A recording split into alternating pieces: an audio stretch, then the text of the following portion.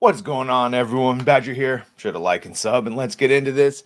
Doctor Who, Doctor Who. Remember when Jodie Whittaker's Doctor who we will lovingly call Dr. Karen, remember when we thought that was as low as it was going to go, that they had their fun, female doctor, that's fine. And then, well, it just kept going, and we went all the way to Bi Dick Generation, and yeah. So, just to paint the picture before we get to where we are with the most recent episode, Doctor Who, this is last month, sets another record as viewership plummets, nearly 400,000. That was just with the first couple episodes. And then as we go on, they did the tried and true attacking the fans. I mean, hey, at least Shuri Gatwa and Russell T Davies waited until one of the episodes came out before outright attacking and blaming everything on them. So yes, in the timeline moving forward, Shuri Gatwa blames racism for viewers abandoning the show. It's just really sad for them. This is also the tactic used by Paul Tassi at Forbes to explain all the acolyte, downvotes and review bombs. That is, they're all just racist. They're all just racist. So again, going forward, news outlets decry former Doctor Who fans and attempts to gaslight them, saying they are openly misrepresenting viewership data. Because of course, we're just talking about the overnight ratings, but then even when we got to the consolidated of the real BBC player and all of that, they were still horrible. This really pissed everyone off. John Delarose, science fiction novelist, if you didn't know, called Doctor Who just gay porn, basically. And at this point, he ain't exactly wrong, even if that was a bit of a hyperbolic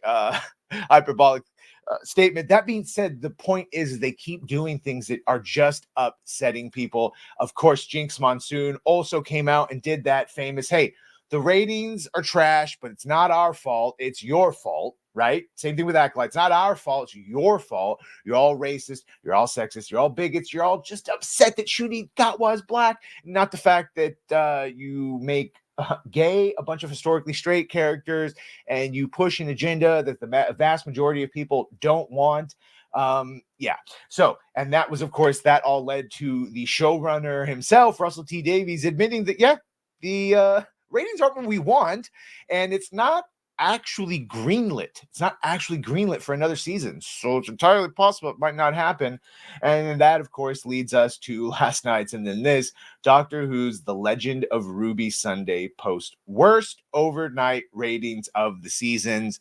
And even when you look at the consolidated numbers, they are horrible. And also of note, of course, Millie Gibson, Ruby Sunday, she's not even there anymore. That actress has left. And even though they apparently hired a obviously darker, browner Indian actress to replace this white character for the second season, we've come to find out that second season isn't even greenlit. So according to Doctor Who TV, The Legend of Ruby Sunday only brought in 2.02 million. Damn, barely over the 2 million threshold. Of note, this episode saw the return of male actor Yasmin Finney, who believes he is a woman and plays a so-called transgender character, Jason Noble.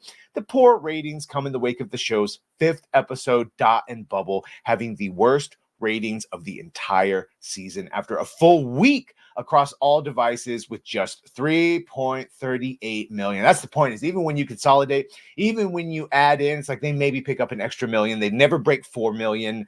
Yeah. Even Ahsoka, who's doing horrible, is breaching over the 4 million view rate.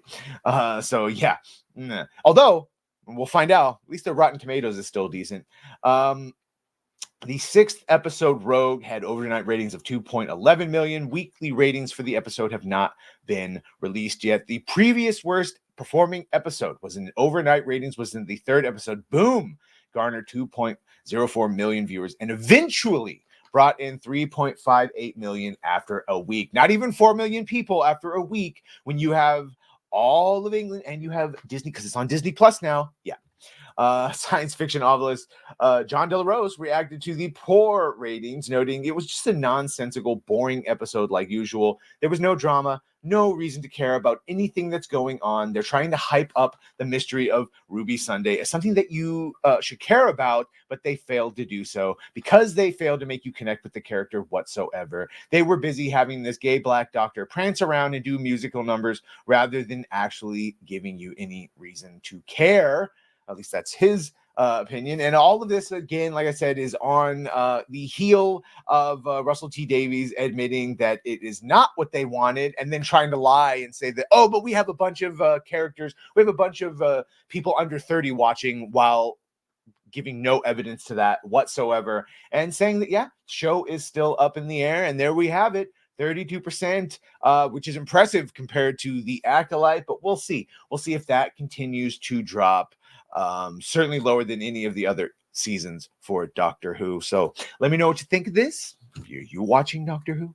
I don't know. Let me know what you think of this. Make sure to like, share, and sub. If you have done that, thank you. If you're gonna do that, thank you. Well, bye.